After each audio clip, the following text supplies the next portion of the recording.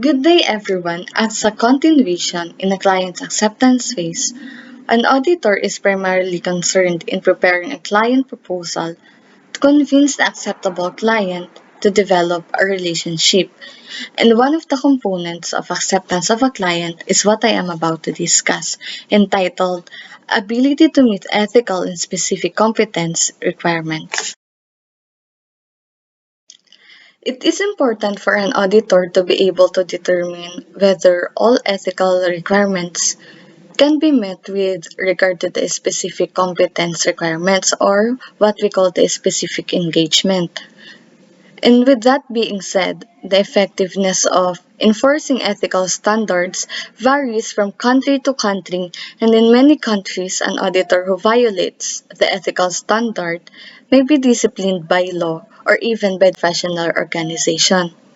The aim of these proposed standards is for an auditor to acquire the specific capabilities such as the professional knowledge, professional skills, and even professional values, ethics, and attitudes that they need to carry out their work as a competent audit professionals. And to also remember that this does not only applies to auditors, but are also to those who have a substantial involvement in the audit assignment and are responsible for making significant judgment decisions contributing to the overall audit opinion, or in short, an engagement partner who has responsibility for the audit report. Verification of auditors' engagement probably is the most important procedure in the statement of engagement acceptance process, wherein a determination is made whether the auditor and the audit team collectively possess the specific competence required to deal with the issues that the auditor is likely to encounter in the audit given the facts and circumstances. Independence generally implies one's ability to act with integrity and exercise objectivity and professional skepticism. The rulemaking bodies have developed rules that establish and interpret independence requirements for the accounting profession.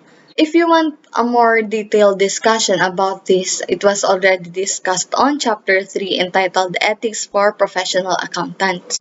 An auditor usually ensures that all members of the audit team or even the entire audit firm meet the relevant independence requirement that requires number one, the procedure to check personal financial investments of partners and employees, and number two, the business relationships with the potential audit client. For example, when it comes to commentary fees, in accordance with the IFAC Code of Ethics or the International Federation of Accountants, independence is being jeopardized if such fees due from a client for a professional service remain unpaid for an extended period of time. Usually, there is a threat to independence if a substantial part of what is owed is not paid before the issue of the report of the auditor for the following year.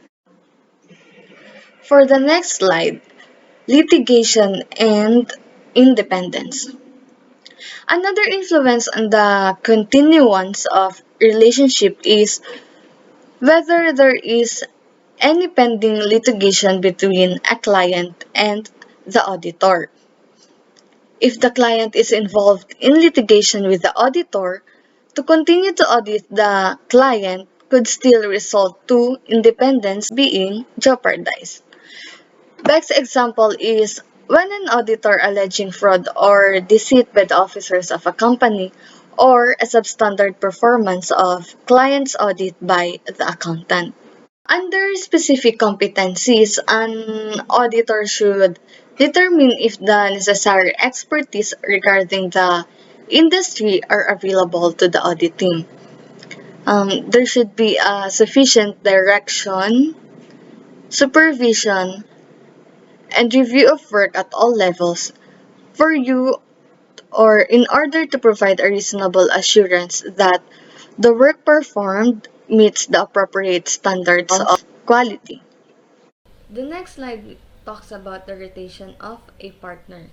Every audit partners must be rotated on a specified number of years. Best example is that according to the European Union guidelines, they usually rotate their partners every 7 years. And another one is the Sarbanes-Oxley Act of the United States of America.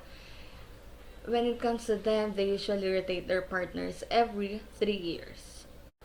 Finally, on the basis of the competence analysis, the auditor might conclude that the audit team should rely on the work of other auditors or other experts.